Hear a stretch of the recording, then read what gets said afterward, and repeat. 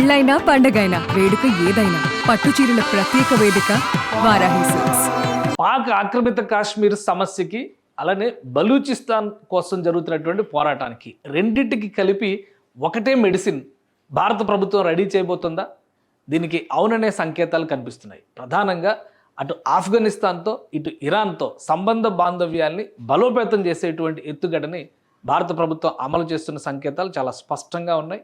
ఇంకా ఓపెన్ అయిపోయినటువంటి పరిస్థితి కూడా. ఎందుకంటే ఆపరేషన్ సింధూర్ తర్వాత జరిగినటువంటి పరిణామాల్లో ఏ క్షణంలో అయినా కానీ అమెరికా గోడ మీద పిల్లిలాగా పాకిస్తాన్కి సపోర్ట్ ఇవ్వచ్చు అనేటువంటి సంకేతాలు వచ్చిన తర్వాత భారత ప్రభుత్వం దౌత్యపరమైనటువంటి అంశాలపైన మరింత అప్రమత్తతని ప్రకటిస్తోంది. ఇదే క్రమంలో ఆఫ్ఘనిస్తాన్ ప్రభుత్వానికి సంబంధించినటువంటి విదేశాంగ శాఖ మంత్రితో తొలిసారిగా భారత విదేశాంగ మంత్రి జైశంకర్ ఫోన్లో మాట్లాడారు.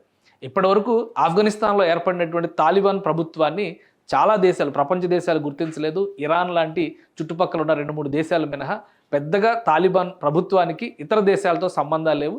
భారత్ గుర్తించాలనేటువంటి విజ్ఞప్తిని చేస్తూ అనేక దఫాలుగా చర్చలు జరిగినాయి. ఈ క్రమంలో దుబాయ్లో భారత విదేశాంగ శాఖ కార్యదర్శులతో కానీ ప్రతినిధులతో కానీ ఆఫ్ఘాన్ ప్రభుత్వం చర్చలు కూడా జరిపింది. కానీ ఏది అధికారికంగా రిలీజ్ చేసినటువంటి అంశం లేదు. కానీ తొలిసారిగా మన విదేశాంగ శాఖ మంత్రి జైశంకర్ ఒక ట్వీట్ చేశారు. ఆఫ్ఘనిస్తాన్ మంత్రితో మాట్లాడినటువంటి విషయాన్ని స్వయంగా వెల్లడించారు. ఆయన ఏం చెప్పారు, దీనివల్ల భారత రాజకీయాలకు కానీ భారతదేశం ప్రస్తుతం చేస్తున్నటువంటి ఆపరేషన్ సింధూర్కి కానీ కలిసి వచ్చేటువంటి అంశాలేంటి ఒకసారి విశ్లేషించేటువంటి ప్రయత్నం చేద్దాం. ఇది X handle doctor yes Jaishankar, మన విదేశాంగ శాఖ మంత్రి. ఆయన ఒక మెన్షన్ చేశారు. ఇవాళ ఈ డిస్కషన్కి సంబంధించినటువంటి అంశాన్ని ప్రస్తావించారు. Good conversation with acting Afghan foreign minister Maulvi Amir Khan Muttaqi this evening. అంటే రాత్రి జరిగినటువంటి సంభాషణకు సంబంధించినటువంటి అంశం. అలానే deeply appreciate his condemnation of the Pahalgam terrorist attack.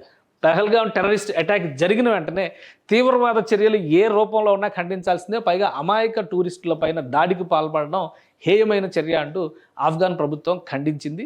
దానికి తగ్గట్టుగా భారత్కి కావాల్సినటువంటి సాయం అందించడానికి కూడా మేము సిద్ధంగా ఉన్నామనేటువంటి సంసిద్ధతను వ్యక్తం చేసింది. సో ఆ అంశాన్ని ప్రస్తావిస్తూ ఆయన ఇక్కడ పెట్టారు.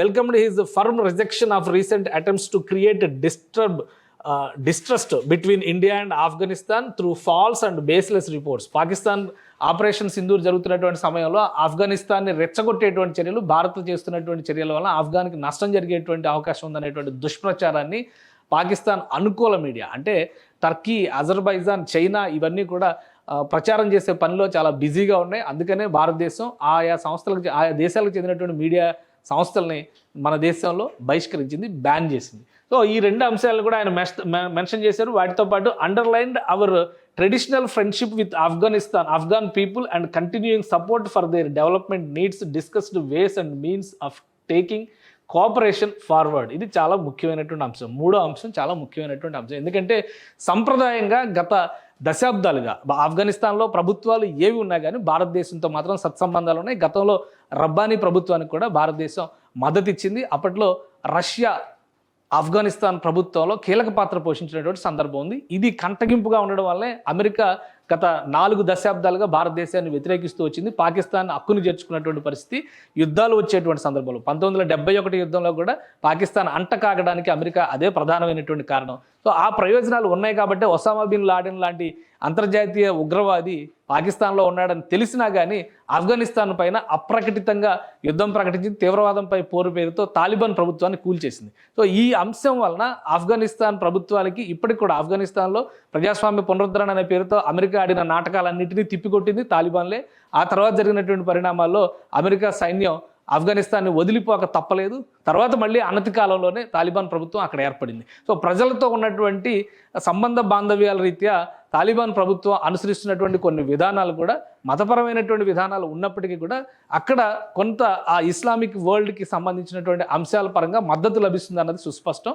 ఈ క్రమంలోనే గత 5-6 ఏళ్లుగా తాలిబాన్ ప్రభుత్వం ఏర్పడిన తర్వాత కూడా ఎలాంటి సమస్యలు రాకుండా ఆఫ్ఘనిస్తాన్లో రాజకీయ కార్యకలాపాలు నిర్వహిస్తున్నారు. సో ఆ క్రమంలోనే ఇప్పుడు భారతదేశం మొదటి నిర్ణయం తీసుకోబోతుంది. ఇది ఖచ్చితంగా అమెరికాకి శరాఘాతం లాంటి నిర్ణయం అవుతుంది. తాలిబాన్ ప్రభుత్వాన్ని కనుక భారతదేశం గుర్తించిన, ఆఫ్ఘనిస్తాన్ ప్రభుత్వానికి ఒక ఎంబసీని అలాట్ చేసినా ఖచ్చితంగా ఇది అమెరికాని కించపరిచేటువంటి చర్య లేదా అమెరికాని లెక్క చేయని తనంగా చూడాల్సి ఉంటుంది. సో ఇప్పుడు మొదటి విడతగా ఈ చర్చ జరిగింది.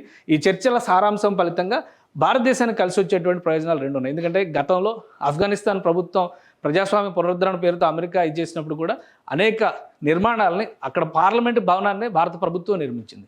సో ఇంత సత్సంబంధాలు ఉన్నటువంటి నేపథ్యంలో ప్రస్తుత ప్రభుత్వంతో కూడా అదే తరహా ధోరణి కొనసాగించాలనేటువంటి విజ్ఞప్తి తాలిబాన్ ప్రభుత్వం పదే పదే చేస్తుంది. ఇందులో భాగంగానే అక్కడ విద్యా వ్యవస్థకి సంబంధించి కానీ మౌలిక వస్తువుల కల్పనకు సంబంధించి కానీ మన దేశం నుంచి అందించాల్సినటువంటి మానవతా సాయం పైన కూడా ఫోకస్ చేయబోతున్నారు. ఈ రెండింటికి సంబంధించి ఇవి మానవతా సాయం కింద చేసేటువంటి అంశాలు. వీటితో పాటు మరొక రెండు కీలకమైనటువంటి అంశాలు ఉన్నాయి. అవి ఆఫ్ఘన్ సరిహద్దుల్లో పాకిస్తాన్లో రాజుకున్నటువంటి పఖ్తూన్వా వివాదం. ఇప్పుడు ఎలా అయితే బలూచిస్తాన్ సమస్య ఉవ్వెత్తున ఎగిసిపడుతుందో అదే తరహాలో నార్త్ వెస్ట్ ఫ్రాంటియర్ ప్రావిన్సెస్ అంటాం మనం. ఆ ప్రావిన్సెస్కి సంబంధించిన ప్రాంతాల్లో ఆఫ్ఘన్కి సంబంధించిన గిరిజన జాతుల ప్రజలు చాలామంది ఉన్నారు. మరి ముఖ్యంగా పఖ్తూన్లు అని చెప్పని పిలుస్తారు. పఖ్తూన్వా అనే ఆ స్టేట్ పేరునే పెట్టడానికి కారణం అదే. సో ఆ ప్రాంతాల నుంచి ఉన్నటువంటి వాళ్ళందరూ కూడా వేర్పాటువాదం దిశగా అడుగులు వేస్తున్నారు. ఆఫ్ఘనిస్తాన్ అడుగుతున్నటువంటి సాయం ప్రకారం చూస్తే కూడా భారతదేశం అంటే భౌగోళికంగా కూడా ఒకసారి మనం విశ్లేషణ చేసి చూడాలి. ఈ రెండు దేశాల మధ్య ఉన్నటువంటి సంబంధ బాంధవ్యాలు ఏ విధంగా ఉన్నాయని.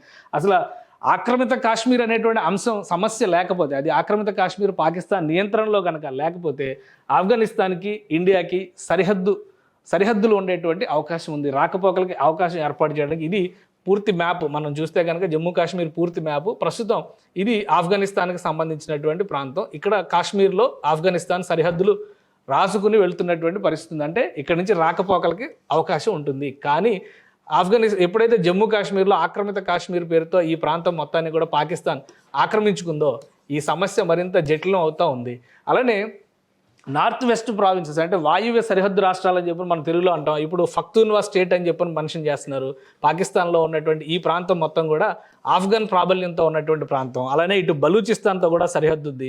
ఇంకా చెప్పాలంటే బలూచిస్తాన్ ప్రజలు చెప్తున్నటువంటి వాదన ప్రకారం ఆఫ్ఘనిస్తాన్లో కూడా తమ భూభాగాలు కొంత ఉన్నాయి, అక్కడ కూడా బలూచి ప్రజలు ఉన్నారు. అవన్నీ కలిపి అఖండ బలూచిస్తాన్ ఏర్పడాలనేటువంటి వాదన కూడా ఉంది. కానీ ప్రస్తుతానికి ఉన్నటువంటి అవకాశాల మేరకు పాకిస్తాన్లో ఉన్నటువంటి బలూచ్ ప్రావిన్స్నే ఇక్కడ ఒక దేశంగా వ్యవహరించేటువంటి అవకాశం ఉంది. కాబట్టి సో ఈ వాదనకి మద్దతు తీసుకొచ్చేటువంటి ప్రయత్నం భారత ప్రభుత్వం చేసేటువంటి అవకాశాలు పుష్కలంగా కనిపిస్తున్నాయి. సో ఒకవైపు నుంచి బలూచ్ సమస్యకి, ఇంకోవైపు నుంచి పఖ్తూన్వా సమస్యకి, ఇటు నుంచి చూస్తే కనుక పిఓకే సమస్యకి కూడా ఒక పరిష్కారం, అంటే ఒక్క దెబ్బకి మూడు పిట్టలు అన్నట్టుగా కనిపిస్తుంది.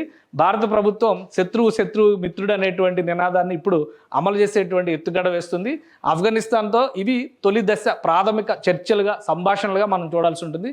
అలానే ఇరాన్తో కూడా, అమెరికా వర్సెస్ ఇరాన్ జరుగుతున్నటువంటి సంఘర్షణలో ఇరాన్తో కూడా భారతదేశం సత్సంబంధాలు మెయింటైన్ చేస్తుంది. ఇరాన్ పైన ఇజ్రాయెల్ అటాక్స్ తర్వాత తొలిసారిగా ఇరాన్ రాయబారులు, ఇరాన్ ప్రతినిధులు భారతదేశంతో సంప్రదింపులు జరుపుతున్నట్టుగా తెలుస్తుంది. వారితో కూడా భేటీలు ఉంటాయా, సంభాషణలు మాత్రమే ఉంటాయా, అక్కడ కూడా అనుకూలత ఏ విధంగా తీసుకురావాలి.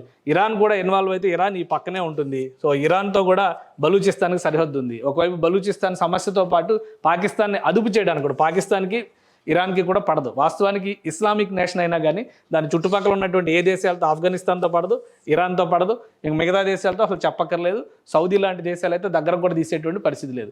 కేవలం ఇస్లాం అనే పేరుతో తీవ్రవాదాన్ని ఎక్స్పోర్ట్ చేస్తుంది పాకిస్తాన్ అనేటువంటి విమర్శల్ని పెద్ద ఎత్తున పాకిస్తాన్ ప్రభుత్వం ఇప్పటివరకు ఎదుర్కొంటుంది. కాబట్టి వ్యూహాత్మకంగా శత్రువుకి శత్రువు మిత్రుడు అనేటువంటి నినాదాన్ని అమలు చేస్తూ ఆఫ్ఘనిస్తాన్ని, ఇరాన్ని దగ్గర చేసుకునేటువంటి ప్రయత్నం భారత ప్రభుత్వం చేస్తుంది. ఈ దౌత్య యుద్ధంలో మొదటి అడుగు పడినట్టుగానే మనం చూడొచ్చు. ఆఫ్ఘనిస్తాన్తో మొదటి విడత సంప్రదింపులు పూర్తయినాయి. కాబట్టి తదుపరి చర్యలు ఏ విధంగా ఉంటాయో వేచి చూడాలి. సుమన్ టీవీలో మీ పర్సనల్ అండ్ బిజినెస్ ప్రమోషన్స్ కోసం కింది నెంబర్కి కాంటాక్ట్ చేయండి.